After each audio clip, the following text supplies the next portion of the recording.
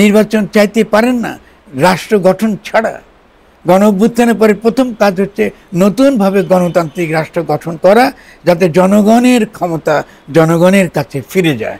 এটা না করে আমরা কি করছি, আমরা একটা নির্বাচন দিয়ে দিলাম, আমরা কিছু করলাম না। আমি যেটা করতে বলেছি তারা করেন নাই। কারণ আমি বলেছি গণ অভ্যুত্থানটা, আমি যখন 2023 সালে গণ অভ্যুত্থান গঠন বইটা লিখি, তারপরে তরুণদের একটা বিশাল একটা অংশ অনুপ্রাণিত হয় এবং তারা বুলেটের মুখে দাঁড়িয়ে তাদের জীবন তুচ্ছ করে তারা গণ অভ্যুত্থানটা করেছে। তাহলে প্রশ্ন হবে এরকম যে গণ অভ্যুত্থান করার পরে এই তরুণদের একাংশকে নিয়ে এই যে একটা সেনা সমর্থিত উপদেষ্টা সরকার শেখ হাসিনার সংবিধানের অধীনে যারা কায়েম করলো, এরা কারা? তাহলে প্রথম প্রশ্ন হচ্ছে এটা। রাজনৈতিক লড়াই সংগ্রামে তো নিঃসন্দেহ এই ধরনের লড়াই সংগ্রামে তো কী বলে বিজয় পতন আছে। তাহলে আমি যেভাবে করতে বলেছি তেমনি করতে করা হলো না। আমি বলেছি এটা পূর্ণ ক্ষমতা সম্পন্ন একটা আপনার অন্তর্বর্তীকালীন সরকার গঠন করতে হবে। কারণ অন্তর্বর্তীকালীন সরকার মানে হচ্ছে যে সরকার পুরনো সংবিধান বা পুরনো গঠনতন্ত্রকে উৎখাত করে, পুরনো রাষ্ট্র ব্যবস্থাকে উৎখাত করে নতুন রাষ্ট্র ব্যবস্থা পত্তনের, নতুন রাষ্ট্র ব্যবস্থা গঠনের প্রক্রিয়া শুরু করা। তো এটা কি করা হয়েছে? এটা কি আমার দোষ? তাহলে নিশ্চয়ই খুঁজে বের করতে হবে যারা সেই সময় 5 তারিখে 8 তারিখের মধ্যে যারা পরামর্শ দিয়েছে যে আমাদেরকে শেখ হাসিনার সংবিধানের অধীনে শপথ নিয়ে এরকম একটা রাষ্ট্র গঠন করতে হবে, যেটা আসলে শেখ হাসিনারই রাষ্ট্র। মানে শেখ হাসিনা নাই কিন্তু শেখ হাসিনার রাষ্ট্র রয়ে গেছে। দেখুন তফাৎটা কিন্তু একই। ওই যে আমরা এরশাদের সময় বলেছিলাম না, এক দফা এক দাবি এরশাদ তুই কবে যাবি, এবারও তাই ঘটলো। এবারে কিন্তু এক দফা এক দাবি হাসিনা তুই কবে যাবি, এটাই হলো। হাসিনা নাই কিন্তু হাসিনার সব ব্যবস্থা আছে। তখনও কিন্তু ওই পুরনো 72-এর সংবিধান যেটা আমাদের মূল গলার কাঁটা, এই গলার কাঁটাকে রেখে দেওয়া হলো। রেখে দিয়ে আমরা কী করলাম, পুরনো রাষ্ট্র ব্যবস্থা রাখলাম, রেখে আমরা ওই তথাকথিত তত্ত্বাবধায়ক সরকার এটার নামে আমরা নির্বাচন করলাম 1 বছরকে 2 বছর, তারপর আবার কিন্তু পুরনো জায়গায় আমরা ফিরে গেলাম। এবারও তাই হয়েছে। এবারও আমাদের যে নতুন যে সম্ভাবনা তৈরি হয়েছিল এটাকে নস্যাৎ করেছে অল্প কিছু ব্যক্তি। এদেরকে চিহ্নিত করতে হবে, এদেরকে গণশত্রু হিসেবে এদেরকে চিহ্নিত করে এদের বিরুদ্ধে লড়াই চালাতে হবে। তারাই কিন্তু পুরনো শেখ হাসিনার ফ্যাসিস্ট রাষ্ট্র ব্যবস্থা কায়েম করেছে। ফলে আমাকে দোষারোপ করবেন না, তরুণদেরকে দোষারোপ করবেন না। কারণ তরুণদেরকে এই পথে নিয়েছে যারা এই বর্তমান রাষ্ট্র ব্যবস্থা তারা কায়েম রেখেছে। প্রথমত হলো যে আন্তর্জাতিক হস্তক্ষেপ ছিল। ফলে আন্তর্জাতিক দেখুন আমি একটা তথ্য দিই আপনাকে, আপনি নিশ্চয় দেখেছেন। সেটা হলো এই যে এই গণ অভ্যুত্থানের আগে গণ অধিকার পরিষদ সম্ভবত ওদের একটা অনুষ্ঠানে আমি খুব পরিষ্কার বলেছিলাম, সরকার বদলের জন্য আমাদের আন্দোলন করার দরকার নেই। সরকার মার্কিন যুক্তরাষ্ট্র বদল করার জন্য পাগল হয়ে গেছে।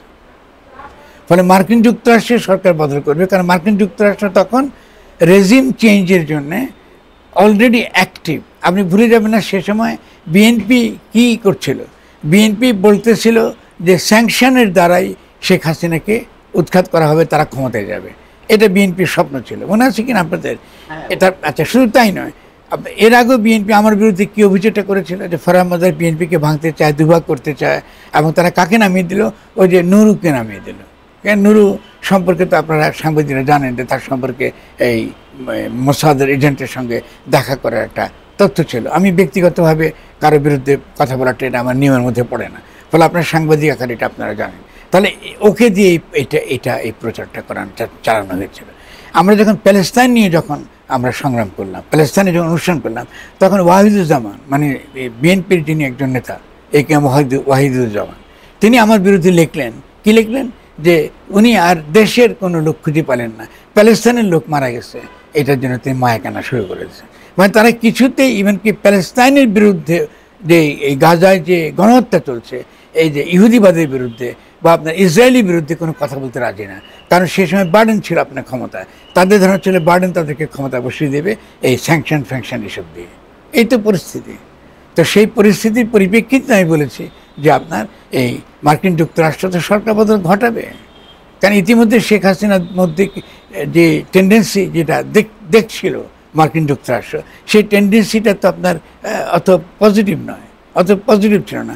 আবার সেই টেন্ডেন্সিরই আরেকটা রূপ আমরা এখন দেখছি সে রূপটা কি? আমরা দেখছি যে চীন, রাশিয়া এবং চায়না, চীন, ভারত এবং রাশিয়া মিলে, রাশিয়া, চীন এবং ভারত মিলে আপনার আরেকটা জোট হচ্ছে মার্কিন যুক্তরাষ্ট্রের বিপরীতে। তো খুব ইন্টারেস্টিং না? ফলে ভূরাজনৈতিক যে পরিবর্তনগুলো দ্রুতবেগে ঘটছে তার তো সরাসরি প্রতিফলন বাংলাদেশের রাজনীতিতেও ঘটে, ঠিক আছে না? ফলে আমি নিঃসন্দেহে জনগণের পক্ষে বলি, আমি গণ অভ্যুত্থানের পক্ষে, এবং গণ অভ্যুত্থান হবার পরে কি করা দরকার এটা পরিষ্কার আমি বলেছি, এখনও বলে যাচ্ছি। সেটা হলো গণ সার্বভৌমত্ব কায়েম করা। গণ সার্বভৌমত্ব কায়েম করা কি গণতন্ত্র বলে, নির্বাচনকে গণতন্ত্র বলে না। ফলে যারা নির্বাচনের কথা বলছে গণতান্ত্রিক রাষ্ট্র কায়েমের আগে, গণতান্ত্রিক রাষ্ট্র কায়েমের আগে যারা নির্বাচনের দ্বারা সরকার গঠন করতে চাইছে শেখ হাসিনার ফ্যাসিস্ট রাষ্ট্রকে আবার কি বলে পরিচালক হওয়ার জন্য, এই ফ্যাসিস্ট রাষ্ট্রের তারা নিজেরা শাসক হওয়ার জন্য, তো এদের বিরুদ্ধে তো আমি কথা বলছি এখন। কারণ আপনি তো নির্বাচন চাইতে পারেন না রাষ্ট্র গঠন ছাড়া। গণ অভ্যুত্থানের পরে প্রথম কাজ হচ্ছে নতুনভাবে গণতান্ত্রিক রাষ্ট্র গঠন করা, যাতে জনগণের ক্ষমতা জনগণের কাছে ফিরে যায়। এটা না করে আমরা কি করছি? আমরা একটা নির্বাচন দিয়ে দিলাম, আমরা কিছু করলাম না। আমরা শেখ হাসিনার বিচার করলাম না, আমরা এতগুলো যে আপনার আহত ছেলেমেয়ে পড়ে আছে হাসপাতালে ওদের কোনো রকম পুনর্বাসনের ব্যবস্থা করলাম না, আমরা শহীদদের যে প্রতি শ্রদ্ধাটা এটা আমরা মুখে মুখে বলে বেরিয়েছি, কই একটা তো গণমিনারও তৈরি হলো না, অগাস্টে চলে যাচ্ছে। তা আপনি তো কিছু করতে পারেন না শহীদের জন্য, শোপিস করেছেন। তো এই যে দেখানো, লোক দেখানো, এইসব দরদ দেখাতে কোনো লাভ নেই। কোনো প্রতিষ্ঠান করতে পারলাম না আমরা, প্রতিষ্ঠান না করবার আগে কোনো সংস্কার করতে পারলাম না। এতগুলো সংস্কার করছেন, তার মধ্যে 6টা সংস্কারকে নিয়ে আপনি একটা ঐকমত্য কমিশন করলেন, সেই ঐকমত্য কমিশনে কিন্তু বিএনপি পুরোটা মানে না। তাহলে আমরা এতগুলো লোক মারা গেল কি জন্য? এই যে এতগুলো লোক যে শহীদ হলো কি জন্য? তাহলে এই শহীদ তো হলো একমাত্র একটা গণতান্ত্রিক রাষ্ট্র পাওয়ার জন্য, যদি জনগণের ক্ষমতা জনগণের কাছে যায়। তাহলে আমরা জনগণের ক্ষমতা আবারও নির্বাচনের মাধ্যমে লুটেরা, মাফিয়া, ফ্যাসিস্ট শ্রেণীর হাতে আমরা ফিরিয়ে দিতে চাইছি কেন? এটা তো জবাব দিতে হবে, এটা বিএনপিকে দিতে হবে, এটা ডক্টর ইউনূসকে দিতে হবে, দিতে তো হবে। তার যদি আমরা এই পথে যদি যেতে চাইতাম তাহলে আমাদের গণঅভ্যুত্থান করার কী দরকার ছিল? দরকার তো ছিল না, এমনি তো হাসিনা চলে যেত। তাহলে এই হচ্ছে আমার প্রশ্ন। ফলে আপনি যখন আমাকে দোষারোপ করছেন যে আপনি করেছেন, হ্যাঁ অবশ্যই আমি গণঅভ্যুত্থানটা করেছি। আমি জীবনে গণঅভ্যুত্থানের পক্ষে এই যে যুক্তি দেওয়া, এটা তো আমি আজকে থেকে শুরু করি না। আমার সংবিধানও গণতন্ত্রের বই থেকে আমি বলে আসছি যে বাংলাদেশকে নতুনভাবে গঠন করতে হবে। কেন গঠন করতে হবে? কারণ 72 সালে তো আমরা একটা নিজেদের জনগণের একটা সংবিধান প্রণয়ন করতে পারি নাই। 72 সালে যখন আমরা দেশ স্বাধীন করলাম, আমরা একটা স্বাধীন দেশে একটা স্বাধীন নির্বাচন করে একটা গণপরিষদ নির্বাচন করতে পারি নাই। আমরা কি করলাম? পাকিস্তানে যাদেরকে পাঠিয়েছি, পাকিস্তানের সংবিধান প্রণয়ন করার জন্য, সেই পাকিস্তানিরাই 72 সালের সংবিধান কি করেছে? সংবিধান তারা প্রণয়ন করেছে। তাহলে বিএনপি সে 72 সংবিধানের পক্ষে দাঁড়িয়েছে কি জন্য? তাহলে বিএনপি কি পাকিস্তানি দল? যে দিল্লি থেকে যে ক্যাম্পেইনটা চলে ক্রমাগত, যে বিএনপি আসলে একটা পাকিস্তানপন্থী দল, তাই কি? তাহলে তুমি 72 সংবিধানের পক্ষে থাকো কেন? তুমি তো জিয়াউর রহমানের পক্ষে থাকবা। তুমি যে জিয়াউর রহমান কী জন্য লড়াই করেছেন? কারণ তিনি লড়াই করেছেন যে স্বাধীনতার ঘোষণার পরিপ্রেক্ষিতে, 72 সংবিধানের পরিপ্রেক্ষিতে জিয়াউর রহমান এটা তিনি লড়াই করেন। ফলে যারা সত্যিকারের অর্থে জিয়াউর রহমানের সৈনিক, তাদের উচিত হবে তাদের দলের নেতাদেরকে প্রশ্ন করা যে তোমরা জিয়াউর রহমানের আদর্শ থেকে বিচ্যুত হয়েছে কেন? কারণ জিয়াউর রহমান কী চেয়েছে? জিয়াউর রহমান একটা গণতান্ত্রিক রাষ্ট্রই কায়েম করতে চেয়েছে। ফ্যাসিজম সে আমলের বাকশালকে সে কী করেছে? উৎখাত করেছে। 2 নম্বর সে কী করেছে? 2 নম্বর সে সৈনিক এবং জনগণের মৈত্রীর ভিত্তিতে সে একটা রাষ্ট্র গঠন করার চেষ্টা করেছে, সেটা ছিল 7ই নভেম্বর। এটা খুব গুরুত্বপূর্ণ, বিএনপিকে বুঝতে হবে। কারণ এই বিএনপি কিন্তু জিয়াউর রহমানের বিএনপি নয়, এই বিএনপি একান্তই দিল্লির দালাল বিএনপি। ফলে এই বিএনপির বিরুদ্ধে, লুটেরা মাফিয়া শ্রেণীর সরকারের বিরুদ্ধে অবশ্যই আমাদেরকে দাঁড়াতে হবে। জিয়াউর রহমানের রাজনীতি যদি আমরা রক্ষা করতে চাই। তিনি কী চেয়েছিলেন? তিনি চেয়েছেন ওই যে স্বাধীনতার ঘোষণায় সাম্য, মানবিক মর্যাদা, সামাজিক ন্যায় বিচার, সাম্য, মানবিক মর্যাদা, সামাজিক ন্যায় বিচার, এই 3টা নীতির ভিত্তিতে আমরা একটা বাংলাদেশ রাষ্ট্র গঠন করতে চেয়েছি। তাহলে আপনি তো জিয়াউর রহমানের পথ থেকে বিচ্যুত হয়ে গেছেন। তাহলে এই যে দালাল বিএনপি, যেটা দিল্লির দালাল, যে মার্কিন যুক্তরাষ্ট্রের দালাল হয়ে আজকে এসে আমাদেরকে বাধ্য করছে আপনার এই যে নির্বাচন করতে, লুটেরা মাফিয়া শ্রেণীকে আবার ক্ষমতা আনার জন্য। তো আগামী দিনের লড়াই তো সুনির্দিষ্টভাবে জিয়াউর রহমানের রাজনীতির বিরোধী, জিয়াউর রহমানের দুশ্মন, যে জিয়াউর রহমান শুধুমাত্র যে বাংলাদেশকে এই সৈনিক এবং জনগণের মৈত্রীর ভিত্তিতে যে একটা অভ্যুত্থান যেটা হয়েছে তার ভিত্তিতে তিনি একটা নতুন রাষ্ট্র গঠন করতে চেয়েছেন, তার বিপরীতে তারা দাঁড়িয়েছে। শুধু তাই তারা করে নাই, এমনকি তারা জিয়াউর রহমান যে সার্ক গঠন করে, আমি মনে হচ্ছে তো সার্ক, সাউথ এশিয়ান এই রিজনাল কোঅপারেশন, এই যেটা দক্ষিণ এশিয়াকে এই আজকে মার্কিন যুক্তরাষ্ট্র বলুন কি চীন বলুন, এই সমস্ত কিছু শক্তির পরাশক্তির বিরুদ্ধে একটা দক্ষিণ এশীয় সংহতি, সাম্রাজ্যবাদের বিরুদ্ধে একটা দক্ষিণ এশীয় সংহতি গড়ে তোলার যে প্রণেতা, যে নেতা, সেই নেতার সঙ্গে বিএনপি বিশ্বাসঘাতকতা করেছে। আজকে দিল্লিকে মোকাবেলা করার একমাত্র পথ হচ্ছে দক্ষিণ এশীয় সংহতি, এটাকে শক্তিশালী করা। এটাকে শক্তিশালী করতে হলে প্রথম কাজ হচ্ছে এই যে ফ্যাসিস্ট রাষ্ট্র, এটাকে ধ্বংস করা, এটাকে সম্পূর্ণ নষ্ট করে দেওয়া। বিএনপির মধ্যে 2 নম্বর, বিএনপির মধ্যে অবিলম্বে নির্বাচন করা, এবং সেই নির্বাচনে কি হবে, নির্বাচনে তরুণরা যেন, সত্যিকারের যারা নেতা তারা যেন ক্ষমতায় আসে, এবং সেই সত্যিকারের তরুণরা নেতারা জিয়াউর রহমানের আদর্শ তারা কায়েম করবে। জিয়াউর রহমানের আদর্শ যদি বাংলাদেশে কায়েম হয়, বাংলাদেশ দ্রুত বেগে আজকে বিশ্বসভায় সেটা শক্তিশালী স্থান সে নিতে পারবে। ফলে জিয়াউর রহমানের আদর্শ তারা ধারণ করে, আমি তাদের সঙ্গে আছি।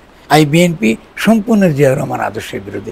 আপনি একটা বিএনপি নেতাকে এখান থেকে বেরিয়ে জিজ্ঞাসা করেন তো জিয়াউর রহমানের 19 দফা সে মুখস্থ বলতে পারবে কিনা? একটা লোক ছেলে পারবে না। কেন জিয়াউর রহমান সে আমলে যে দফাগুলোকে, যে ডাল ভাতের রাজনীতি, খাল কাটা কেন তিনি করেছেন, কী করতে চেয়েছেন? তিনি পানি ধরে রাখতে চেয়েছেন। এই দেশ মিষ্টি পানির দেশ, এই মিষ্টি পানির দেশে মিষ্টি পানি ধরে রাখাটা সাংঘাতিক গুরুত্বপূর্ণ। মিষ্টি পানি ধরে রাখা মানে মানুষের জীবন এবং জীবিকার সংস্থান হয়ে যাওয়া। আপনি সে আমলে দেখেন যে সকল নীতি, অল্প এক সময় খালেদা যে ক্ষমতা ছিলেন, ওই সময়টাতে দেখেন বিএনপির যে নীতি, সেখানে অনেক কিছু ইতিবাচক দিক আছে যেটা বিএনপির পক্ষে যায়। পরবর্তীকালে খালেদা জিয়াকেও কিন্তু আমরা ক্ষমতা থেকে উৎখাত করেছি, তিনি দীর্ঘ সময় একটা কি আপোষহীনভাবে তিনি লড়াই করেছেন। তো এই বিএনপি তো খালেদা জিয়ার বিএনপিও নয়, এই বিএনপি তো খালেদা জিয়ার বিএনপিও নয়। ফলে এই বিএনপির বিরুদ্ধে লড়াই করাটাই সবচেয়ে গুরুত্বপূর্ণ কাজ এখন। এবং এই বিএনপির বিরুদ্ধে লড়াই করার মধ্য দিয়ে বৃহত্তর সংহতি, যারা সত্যিকার অর্থে জিয়াউর রহমানের সৈনিক, তারা একই সঙ্গে তরুণদের মধ্যে যারা গণঅভ্যুত্থানের নেতৃত্ব দিয়েছে, তাদের যে ঐক্য, এই ঐক্যের ভিত্তিতে এই শক্তি, এই যে বহিঃশক্তি, পরাশক্তির যারা দালাল, এদেরকে বিরুদ্ধে লড়াই করাটা, এই জায়গা আমরা এসে পৌঁছেছি। এই জন্য আমি বলি যে 8 তারিখে একটা সাংবিধানিক প্রতিবিপ্লব ঘটেছে। এই সাংবিধানিক প্রতিবিপ্লবকে যদি আমরা প্রতিহত করতে চাই, অবশ্যই জনগণের মধ্যে বৃহত্তর ঐক্য লাগবে। সেই বৃহত্তর ঐক্যের মধ্যে অত্যন্ত গুরুত্বপূর্ণ শক্তি হবে যারা সত্যিকার অর্থে জিয়াউর রহমানকে তাদের নেতা মনে করে। সত্যিকারের বিএনপি, ভুয়া বিএনপি না, এটা নকল বিএনপি। সত্যিকারের বিএনপি, সত্যিকারের যারা জিয়ার সৈনিক তারা, এবং তার সঙ্গে তরুণরা, এই তরুণ যারা গণঅভ্যুত্থানে আজকে নেতৃত্ব দিচ্ছে তারা, এবং এই নির্বাচনবাদী সকল প্রকার দল, এটা এনসিপির মধ্যে আছে, বিএনপির মধ্যে আছে, সকলের মধ্যে আছে, যারা এই নির্বাচনের মাধ্যমে লুটেরা মাফিয়া শ্রেণীকে ক্ষমতায় আনতে চায়, এদের বিরুদ্ধে প্রতিরোধ করা। এবং প্রথম কাজ হচ্ছে এই তথাকথিত ফ্যাসিস্ট সংবিধানকে বাতিল করা, চুপ্পুকে এখান থেকে সরিয়ে দেওয়া, এবং সেনাবাহিনীর সঙ্গে, সৈনিকের সঙ্গে মৈত্রীর ভিত্তিতে আপনি সেনাবাহিনীকে ছোট করতে পারবেন না।